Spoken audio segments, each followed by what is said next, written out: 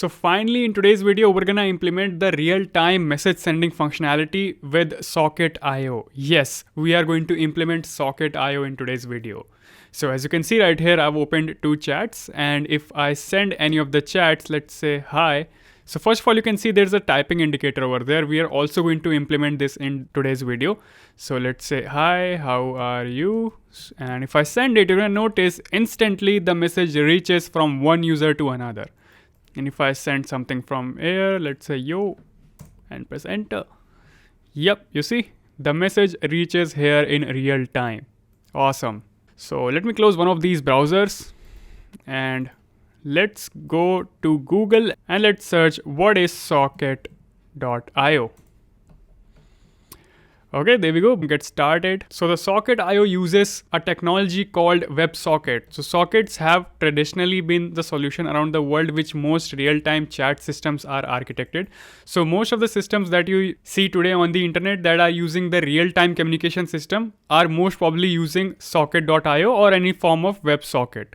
So we're gonna use the most popular WebSocket, which is Socket.io. And you can go through these documentation. It's a good documentation if you want to set up this on your own, but I'm gonna tell you each and everything what you need to set it up. So let's jump to our code and start building it. So first thing first, we need to know how we can install Socket.io in our backend. So first we're gonna install it in our backend and then in our front end, and then we're gonna create the connection between the backend and front end. So let's see in the documentation. If I search Socket.io installation, here we go. So this is server installation, right? There's a server installation and there's a client installation. Okay, so this is the documentation for Socket.io version 3.0. Let me go to the latest version. Yep, there we go. So for server, we have npm install Socket.io. Let's copy this line up and paste it over here. And make sure you're in the root of your folder, not in the front end. There we go. The Socket.io has finished installing. Let me start our app. npm start. Okay. Now we're gonna go to the backend and to server.js and set up our Socket.io. So first thing that I'm gonna do is I'm gonna assign this server that we're starting over here to a variable because we're gonna need it. Const server, yep, just like that. And we're gonna say const io equals require. So we're gonna require Socket.io. Now this is going to be a function, so we're gonna call that function. So I'm gonna provide it server. And this also takes one more thing, which is CORS, so that we don't have any cross origin errors while building our app. So CORS, and our origin is localhost 3000, just like that. Also, it takes one more thing, which is ping timeout. Now, what is ping timeout? So ping timeout means the amount of time it will wait while being inactive. So let's say if I give 60,000 milliseconds over here, this means it's gonna wait 60 seconds before it goes off. So let's say if for 60 seconds any user didn't send any message or something, so it's gonna close the connection to save the bandwidth. So this is what the ping timeout is. And now after this, so we've created this variable right over here. Now I'm gonna say io.on. So I'm gonna create a connection, and this will require us to give a name. So let's say I'm gonna give connection, and I'm gonna give it a callback. Now this takes a callback, which I'm gonna give socket, and simply I'm gonna log it over here, and I'm gonna say connected to socket.io, just like that. Now let's see, do we get anything in the console? Obviously we won't get anything because we haven't set it up in our front end. Whenever someone tries to connect to from the front end, it's gonna start up. So I'm gonna open another terminal and switch to our front end, cd front end, and I'm gonna install the client version of socket.io. So npm install socket.io -client and press enter. So make sure you're in the front end directory of your project. And meanwhile that's installing, I'm gonna go to front end, src components, and single chat.js, because this is where our chat exists and all of the real-time functionality is gonna go down. So just right outside the component, I'm gonna create a variable. const endpoint. So right now our endpoint is localhost 5000, this. But when we deploy our app successfully, we're gonna change it to the deployed URL. Don't worry, I'm gonna show all of that in the deployment video. For now, you can just know about this thing. Now after this, we're gonna have variables, few variables. First one will be the socket, and the other one will be the selected chat compare. So this is gonna come to a picture later, so don't worry about this right now. Just remember that we have created something over here. Okay, cool. So we have created these two variables, and now what I'm gonna do, I'm gonna create a use effect over here.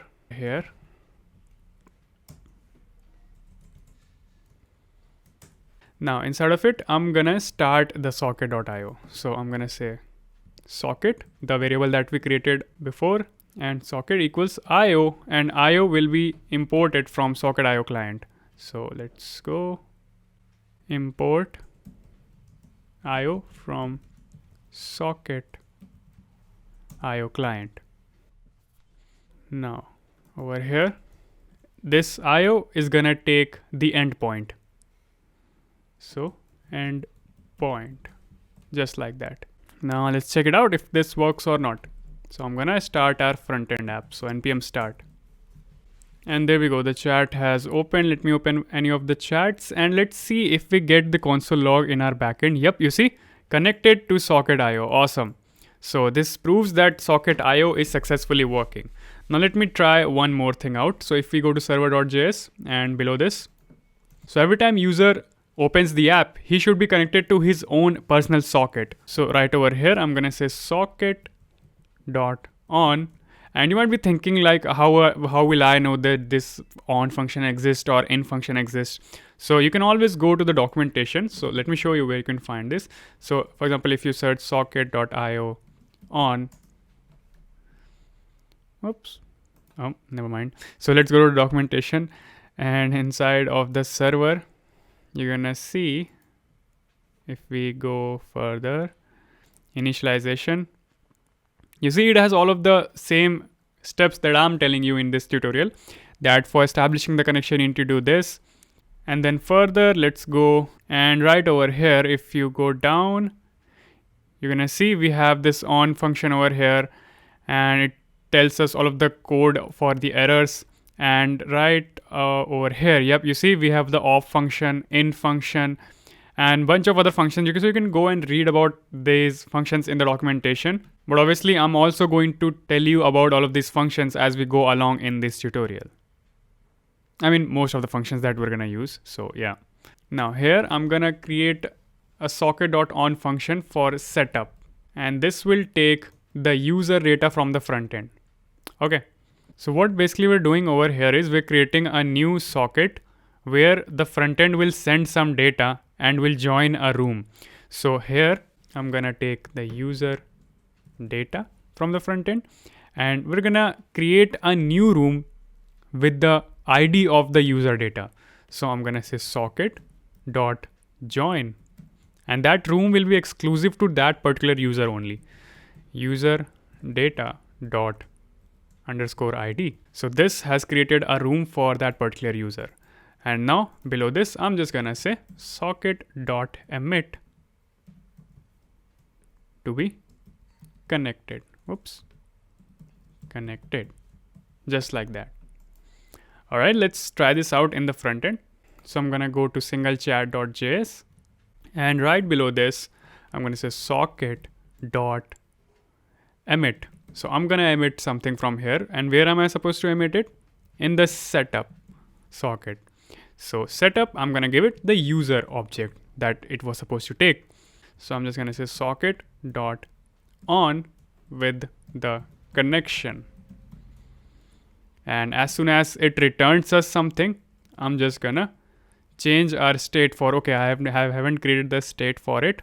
So use state socket connected, and by default it will be false, but as soon as we get connected, we're gonna make it true. Where did it go? Here. So here I'm just gonna make it true. I think I should console log here as well. So log, let's say user data dot underscore ID. If I refresh this, you're gonna see we get the user ID as soon as user joins our application. Cool. So let's remove this for now. And now let's get down to the main business, that is joining a chat. So in our server, I'm gonna create similar socket like this. So I'm gonna say socket dot on, and I'm gonna name this join chat. And this will take the room ID from the front end. So I'm going to say room and socket dot join, and I'm going to create a room with the ID of room. And then I'm just going to console log just to test that. Let's say user joined room. All right. So what should happen is when we click on any of the chat, this should create a new room with that particular user and the other user as well. I mean, not the other user, when the other user joins. So it's gonna add that user to this particular room. Okay, so let's go to single chat.js. So where I'm fetching all of the messages right over here. So right below set loading false, I'm gonna say socket.emit. I'm going to emit the signal to join the room. So join chat, we are supposed to join, right? This socket. And I'm going to select it chat. So with the ID of this chat, I'm going to create a new room so that users can join this room. So with selected chat dot underscore ID, I'm going to join this room. Let's check it out. So right now you don't see anything related to that. But if I go back and let's say if I click on John Doe, you're gonna notice user joined room this. And if I click on Jane Doe, you're gonna see user joined room this. That is the different room. So awesome. Our socket.io has been working flawlessly up until this point. Let's go on and make our messages real time. So right now they are not real time, right? If we want to see them, we have to refresh our app, but not anymore. Let's go back. Now in the use effect, that is this use effect, I'm gonna say selected chat compare equals to selected chat. Now why did I do this? Just to keep the backup of whatever the selected chat state is inside of this selected chat compare, so that we can compare it and accordingly we can decide if we are supposed to emit the message or we are supposed to give the notification to the user. Don't worry, I'm gonna just explain in just a moment. Let's move on. So inside of the backend, let's create the send message functionality in the backend first. So similarly, I'm going to create a new socket.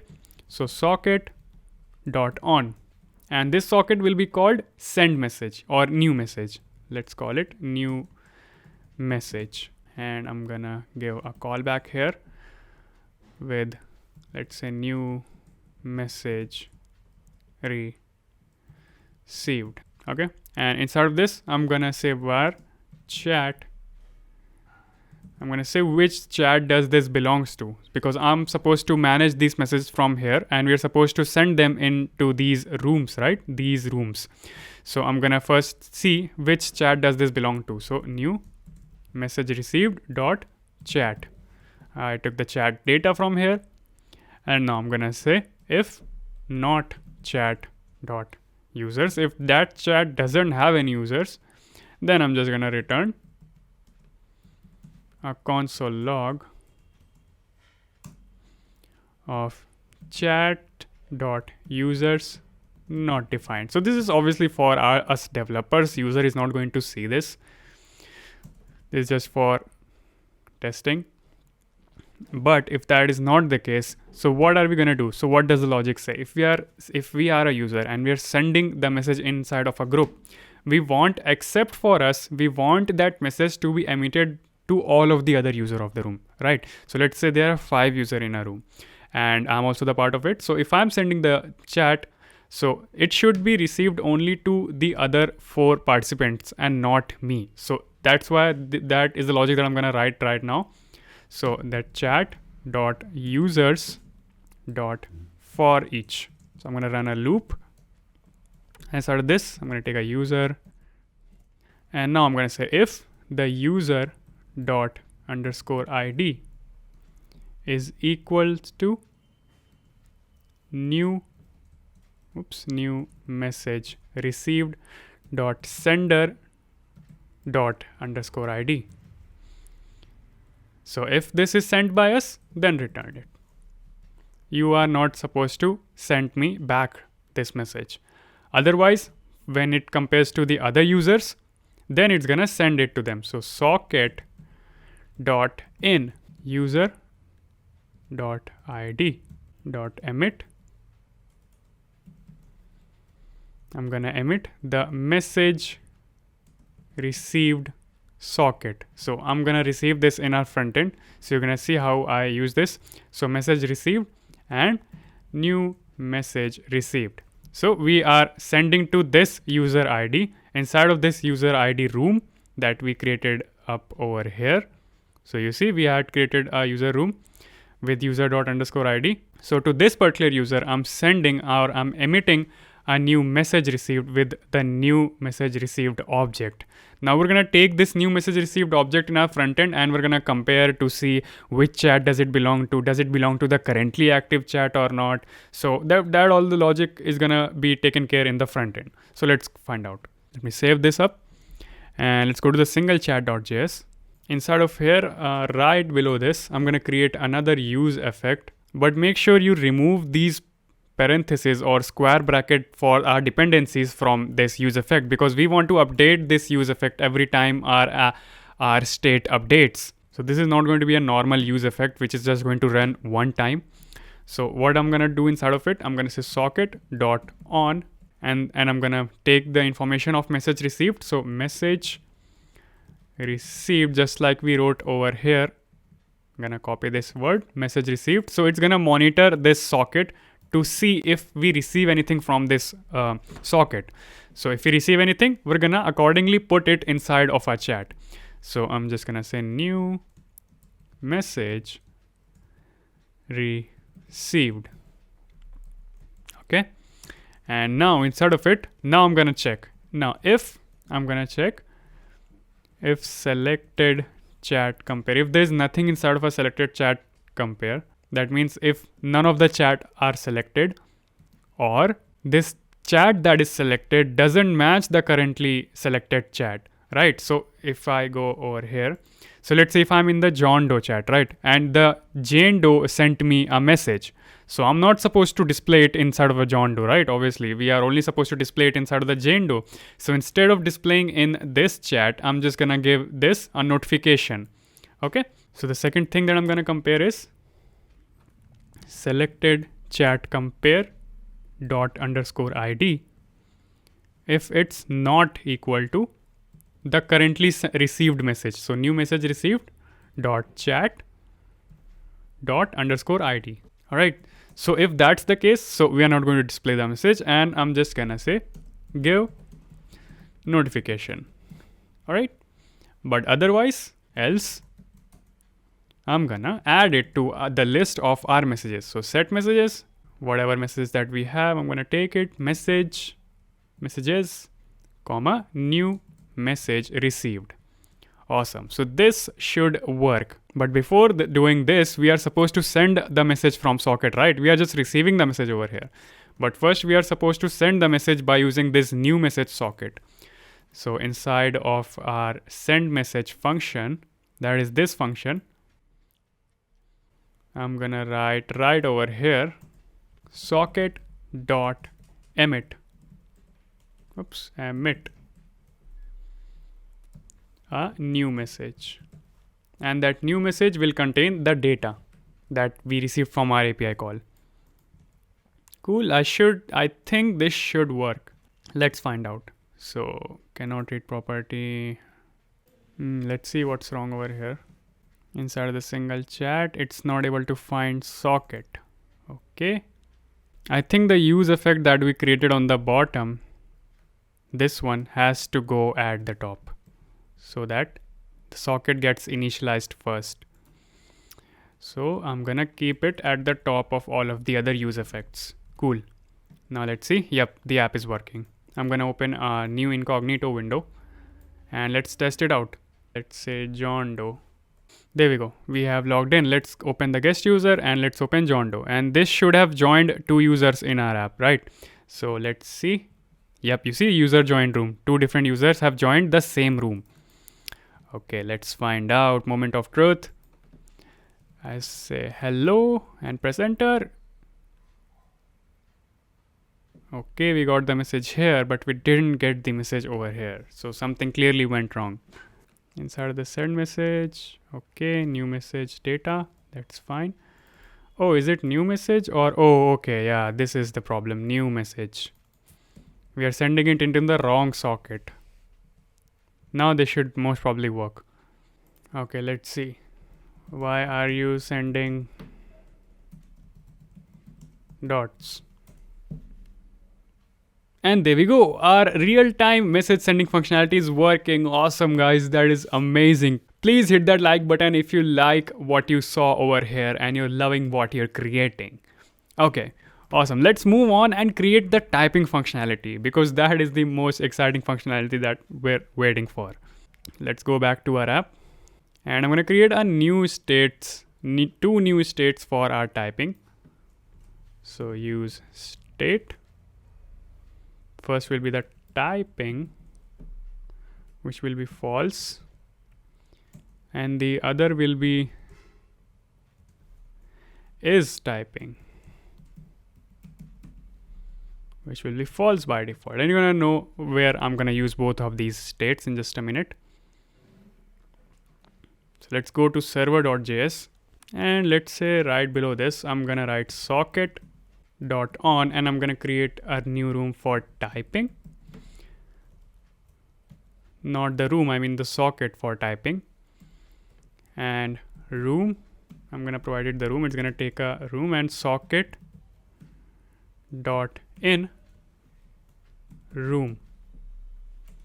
Inside of this room, I am supposed to emit that typing is going on. So typing. So I'm gonna emit this. And similarly, I'm gonna create it for stop typing. So stop typing, and inside of this room, I'm gonna emit stop typing. So we're gonna check all of these things in the front end. Let's go to our front end. And right below this, I'm gonna write socket dot on. I'm gonna connect to that room, which is typing. So if typing is going on, what I'm gonna do is I'm gonna say set typing to true.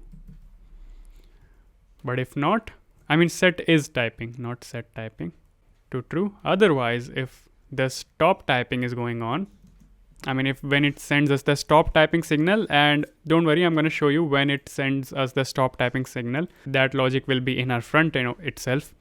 Then it's gonna say set is typing to false.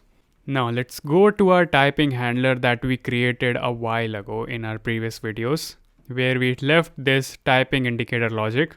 So right below this, first of all, I'm gonna check if the socket is connected or not. Socket connected. So if not socket connected, if the socket is not connected, I'm just gonna return it. Alright. But if the socket is connected, that is, then I'm gonna check the typing. So if the typing is not going on, if not typing, then I'm just gonna say set typing, because obviously this typing handler will run every time we press any keystroke, right? If you remember, let me show you. On change, it's gonna run. So every time we press this key, it's gonna set the new message, and I'm gonna say if it's not typing, then set the typing to true. So set typing to true. And then I'm gonna emit socket dot emit. Whoops, not this socket. Socket dot emit typing to set chat. Selected chat dot underscore ID. We are supposed to send it in this room, the selected chat ID room. Okay, so cool, that's done. Whenever we're supposed to change the typing to true, we are gonna use this thing. And now we're gonna create a debouncing like function, which is gonna decide when to stop typing. So when we are typing, after let's say 3 seconds later, we are supposed to stop the typing if the user is not typing anymore. So I'm gonna say let last typing time to be new date. I'm going to take the last time the user was typing dot get time, and we are going to stop the typing after 3 seconds. So I'm going to set timer length to be 3000. Cool. Now below this, set timeout. After this much time, I'm gonna remove it. So this have timer length, and now inside of it, I'm gonna say var, which is the current time. So time now, which will be new date dot get time. Oops, new date get time. And time difference. So where I guess it's more like a throttle function instead of a debounce function. So time difference equals time now minus this time, the last typing time. Okay, we got the time difference. Now I'm gonna compare. So if the time difference is more than or equal to timer length, all right, if it's more than timer length and the typing is going on, and the typing, then just I'm gonna socket dot emit stop typing in the room of selected chat dot underscore ID, just like that. And I'm gonna set the typing to false manually here as well. Awesome. So this was the logic for the typing indicator. Now I'm gonna go below this and I'm gonna display this in the UI. Right over here. So above, or I believe, yeah, above the input tag. So above the input tag, I'm gonna check is typing. So if this is typing, then let's say I'm just gonna, inside of a div, display that this is loading. So loading. For now, I'm just keeping this as simple loading. Otherwise, we're not gonna do anything. I'm just gonna give empty braces. Okay, so I believe this should work. So if I'm typing anything, okay, this is not working. Clearly, I did something wrong. Let me check the name again, typing and stop typing. Okay, here. One thing that I forgot to add is over inside of the send message, that after sending the message, I should stop the typing. So socket dot emit, but this shouldn't be the thing that's creating the problem. So I'm gonna say stop typing. Stop typing, comma, selected chat dot underscore ID. Okay, let's see if socket dot on. Oh, okay. So you see over here, we are emitting socket dot emit connected, but we are taking connection. So this is supposed to be connected right here. So now this should work. So I guess that's why this was the line that was returning it from here. So this should work now probably. Now if I go to the chats and if I say hello, and let's see, the loading should go away after 3 seconds. Yep, awesome. Hi. And yep, this is working. So if I type hello there and send it, this should instantly stop the loading. Yep, you see it stopped the loading and it sent the message. Great, awesome. So this is working flawlessly, but we are not satisfied with this. We are supposed to add that typing indicator graphic that you remember. So I'm gonna add that graphic by going onto our browser and searching Lottie. So we're gonna use Lottie animations. So just search Lottie for once, and let's go to lottiefiles.com. And let me make it big. Yeah, so over here you can search for a bunch of animations. So let's say if I type typing. So for typing, you see we have so many types of animation that we can add in our app. So you can select whichever you like. So this is the one that I'm going to use. So just click on it and download the JSON for this. So Lottie JSON. So it's downloaded. So I've already downloaded it in my folder. So if I go back, I mean, it's in my GitHub. So if you go to github.com/Piyush_Eon, I mean Piyush-Eon, and you can also find the link to the repo in the description below.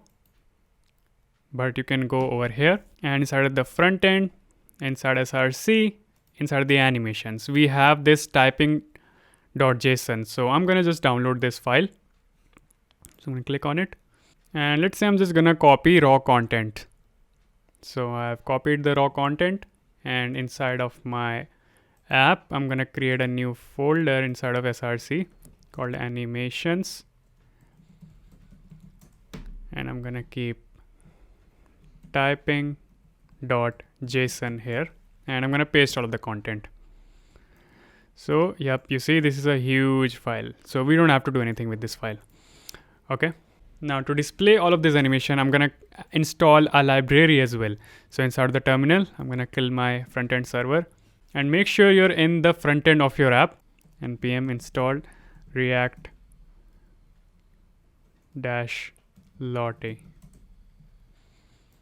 And yeah, it's uninstalled from there. Let me start the backend server.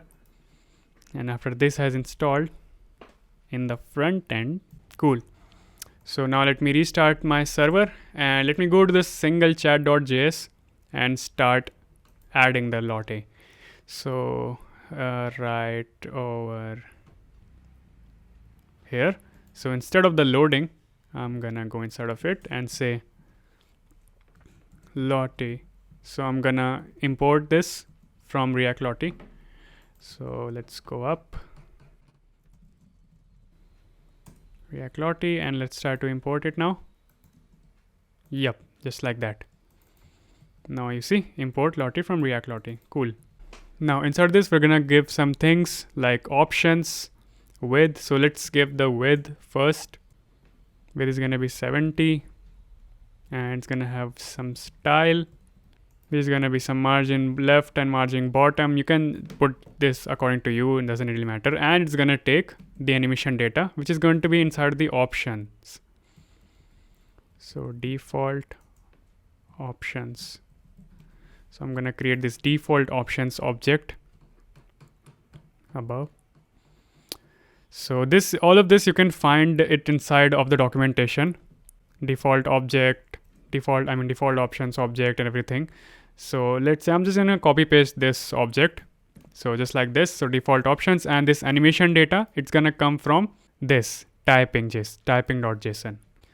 So I'm gonna just like this, import animation data from animations and typing.json. All right, so this looks good. So these are default options, and you can see these are self-explanatory that if you want to loop it or not, if it's autoplay, if it's taking the animation data and stuff like that. So yep, that's pretty much it. Let's find out if it's working or not. So guest user, and if I type anything, yep, you see the load, the typing is going on over here. If I type anything here, okay, I think I need to reload this. Yep, now I think it should work. Yeah, you see the typing. Awesome. So we have successfully created the real-time messaging functionality with socket.io as well as the typing functionality with socket.io. Now, one last thing that remains is to clean up the socket after we are done with it, because it's going to consume a lot of bandwidth if you left it just like that. So I'm just going to come down over here and I'm just going to say socket.off, and we opened it in our setup socket. So we are closing this in the socket.off, and I'm just going to say user disconnected in the console log, and socket.leave this room that we created for that particular user.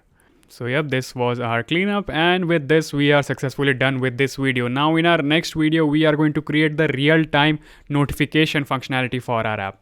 So subscribe to the channel if you are excited for that video. And if you want to access the complete playlist, the link to the complete playlist will be in the description below. So thank you all for watching, and I will see you in the next video. Bye-bye.